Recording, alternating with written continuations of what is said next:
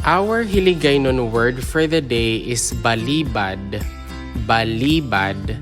That means pretext, explanation, excuse, pretense, false plea, subterfuge, or often just a story got up for the occasion.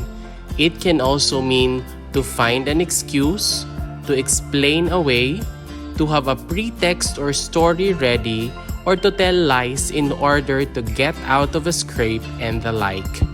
Balibad. Balibad.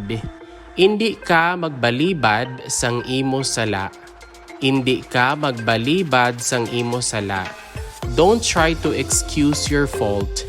Hindi ka magbalibad sang imo sala. Ano ang balibad mo?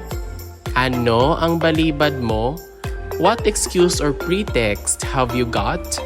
Ano ang balibad mo?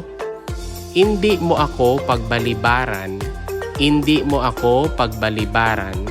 Don't try to find excuses with me or don't tell me stories. Hindi mo ako pagbalibaran.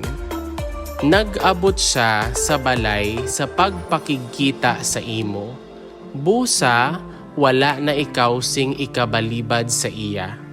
Nag-abot siya sa balay sa pagpakikita sa imo. Busa, wala na ikaw sing ikabalibad sa iya. He came to the house to see you.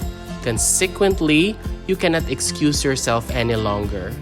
Nag-abot siya sa balay sa pagpakikita sa imo. Busa, wala na ikaw sing ikabalibad sa iya. Pabalibara ako. Excuse me. Pabalibara ako. Ibalibad mo ako. Ibalibad mo ako. That means kindly excuse me or find an excuse for me. Ibalibad mo ako. Ginbalibad niya ang ulan. Ginbalibad niya ang ulan. That means he put it down to the rain. Ginbalibad niya ang ulan. And that is all about our Hiligaynon word for the day. Balibad. Balibad. If you learned something new from this video, please don't forget to click like, leave a comment, and subscribe. Moreover, you might also want to watch the next video on the screen. Maraming salamat, thank you for watching, and see you in the next video.